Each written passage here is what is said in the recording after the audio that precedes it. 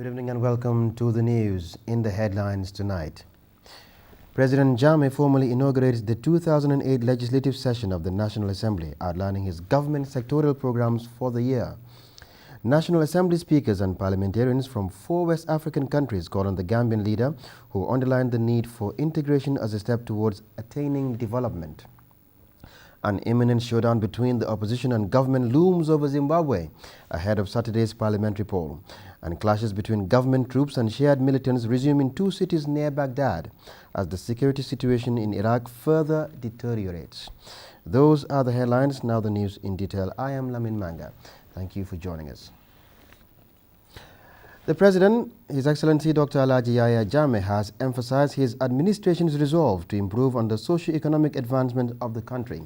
Speaking on a wide range of issues at the state opening of the National Assembly in Banjul, the Gambian leader expressed confidence that 2008 will be one of the most remarkable years of the country's democracy, calling on Gambians to work together to attain a better life for all and sundry. President Jammeh said from now, agriculture will no longer be a seasonal activity, but will be an all-year activity. Madam Speaker, a lot of milestones have already been achieved. However, a lot more work still needs to be done if we are to achieve our dreams and aspirations of moving this country to higher heights. I will highlight some of the key development challenges we have been facing and some of the success areas, as well as our plans for 2008. Finance and economic affairs. Madam Speaker, the macroeconomic environment continues to improve significantly as a result of policies implemented by my government. GDP growth of 6 to 7% was experienced in 2007. Inflation has been reduced to single-digit level of 5.1% in January 2008. The exchange rate of the dollar has stabilized and international reserves have been built to a comfortable level of 4.5 months of import cover. In fact, just these days, the dollar has started appreciating against major international currencies. Nonetheless, the country still faces many development challenges. My government's economic policy for now and for the future will continue to be shaped by efforts geared towards substantially eradicating poverty and attaining the Millennium Development Goals, otherwise called MDGs. On the issue of debt, my government will continue to promote a strategy of careful management of the country's external debt to finance PRSP2 priorities without compromising debt sustainability. The President Jammeh has again reiterated the need for the integration of the continent to achieve uniformity in development. The President made these remarks at a meeting with the visiting speakers and parliamentarians from 4 countries within the sub-region. The delegates who are here to grace the state opening of the Gambia's National Assembly were this afternoon led to State House by their Gambian host, the Honorable Fatoumata Jahum Bosise. Abdou Ndiaye was there and he now reports. The Gambian success story is told by the immense infrastructural lineup in the Greater Banjul area. This achievement, coupled with the policy designed to enhance the socio-economic development of the citizenry, are too conspicuous to be unnoticed by these visiting delegates. In their surprise of this rapid achievement impacted in an era so critical in the country's history, the delegates gave a standing ovation to the man behind it all. The delegates are visiting speakers and parliamentarians of Senegal, Nigeria, Mauritania, and Guinea-Bissau. In an outstanding historical link and an enhanced bilateral relation, these parliamentarians found it befitting to grace the opening of the 2nd legislative year of the Gambia National Assembly. And this of their government's recognition of the importance of this day to the annals of the Gambia's history, that the Speaker of the Gambia's National Assembly hailed them. Honorable Fatoumata Jahum Bosise relished not only of the moment, but the endorsement of the invitation of the parliamentarians by President Jammeh and their acceptance of the invitation. I am always proud of you, Your Excellency, but I am more proud of you now when my counterparts and their delegation are saying more of you and more of the Gambia since their arrival. And they are saying that when they go back, they want to see what they have seen in the Gambia under your leadership. And they have said that this would not have happened without your permission, and that is exactly what has happened, because I wrote to you to say I want to invite them, and you endorsed it 100%. Macky Sall, Speaker of the Senegalese National Assembly, on behalf of the visiting delegates, outlined their surprise and gratitude for the immense developments registered during the reign of Dr. Jammeh. In an effort comparing the Ghanaian leader to some of the greatest world leaders, Sall described President Jammeh as a Pan-Africanist dedicated to the wishes of his people. His tenure, the Senegalese speaker remarked, has opened the doors of the country wider to the outside world and led to incredible investment and development as a result. Macky Sall used the occasion to extend the gratitude of President Abdoulaye Wade for President Jammeh's financial contribution towards the hosting of the 11th session of the OIC. The Secretary of State for Foreign Affairs, Dr. Omar Toure, consented to Macky Sall's outlined Pan-Africanist credentials of President Jammeh. The convergence of these men and women of honor, according to the Gambia's chief diplomat, is an indication of successful integration led in many fronts by leaders of substance. Diplomats can work at different levels, but integration must start with you, with the mass that you represent. We thank you for your contribution to the integration of the continent, and we encourage you to carry forward this noble mission. The Secretary of State for Justice, Maricen Firdaus, underscored the need to break the language barrier imposed by colonialism and forge the bonds that have binded nationals of these countries historically. Take this time, though very short, to try to strengthen the bond of relationship between the national assemblies of the countries that are here present.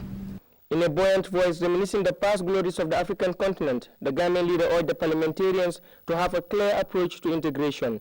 President Jammeh holds the belief that true integration and unification is only attainable with the involvement of the masses who can be accessed by the very people they voted into office. Africa's integration can come only through the integration of the grassroots.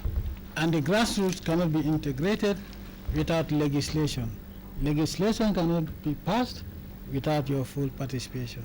Therefore, your presence here is very important, coming just on the heels of the Chiefs of Defense Staff meeting in the Gambia.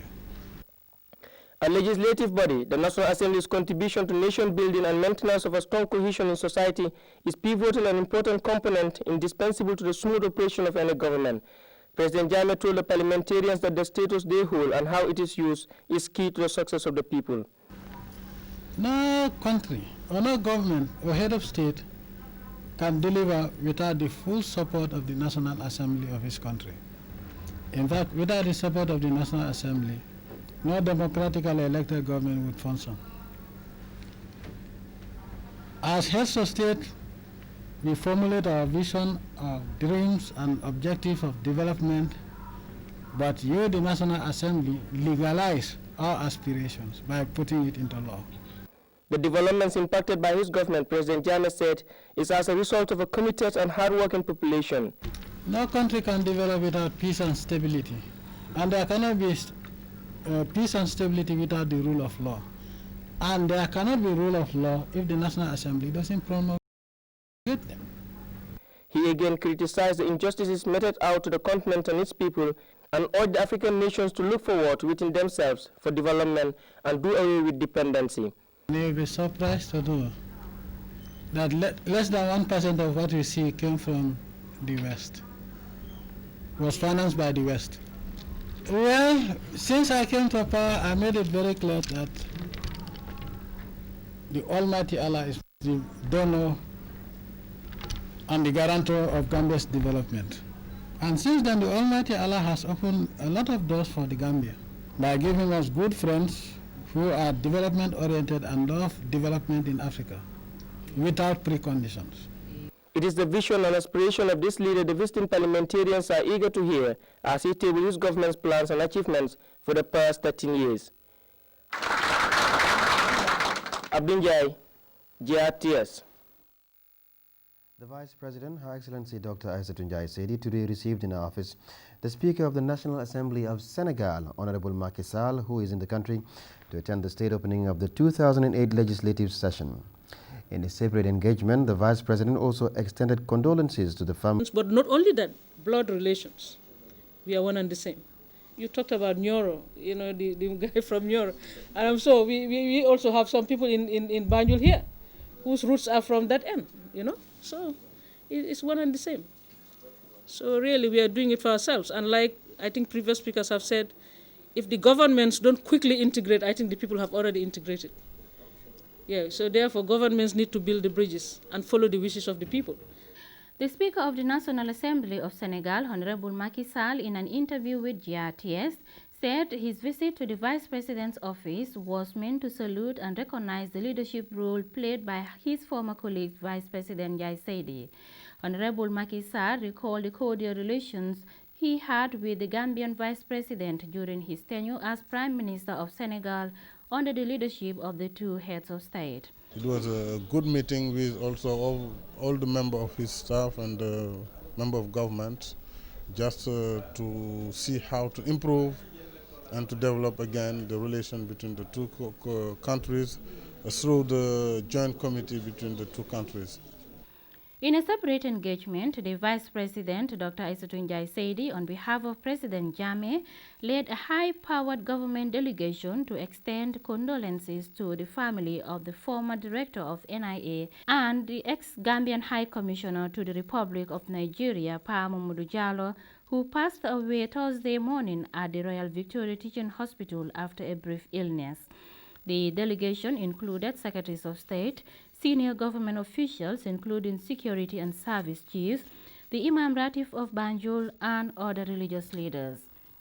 The Imam Ratib of Banjul, Alhaji Cherno Aliou Maska, on behalf of President Jammeh and his government, prayed for the departed soul and handed over an envelope containing a cash amount of 100,000 lassi to the bereaved family as a traditional token of condolence. Various security units such as the NIA, the Gambia Police Force, Drug Squad, and the Supreme Islamic Council also handed over their tokens of condolence to the bereaved family. Speaking on behalf of President Jammeh at the deceased court residence, the Vice President, Dr. Aïssatou Ndiaye Seydi, described Pa Mamadou Jallow as a patriot who has served in various units and departments of the country with loyalty, dedication, hard work, and commitment in both the First and the Second Republic. The Vice President, in an emotional speech, reminded the gathering that from God we came and to Him we shall return. She prayed for the departed soul and urged the family to take heart and also pray for God to give the bereaved family the strength and fortitude to bear the irreparable loss. Other speakers included the Secretary of State for Youth and Sports, Mas Aksigai, Matarja, and Musa Bitey, who all expressed similar sentiments. The late Pa Mamadou Jallow is survived by 2 wives and children. He was finally laid to rest this afternoon at the Old Joshuan Cemetery. Mama J, reporting for GRTS. The Speaker of the House of Representatives of the Islamic Republic, upon arrival at the airport by the Majority Leader, Honorable Fabakary Tombong Jatta, other National Assembly members and Mauritanian diplomats resident in the country. The UNDP Human Development Report and its 2006 youth version, which was launched Tuesday by Vice President Dr. Aja Aïssatou Ndiaye Seydi at the current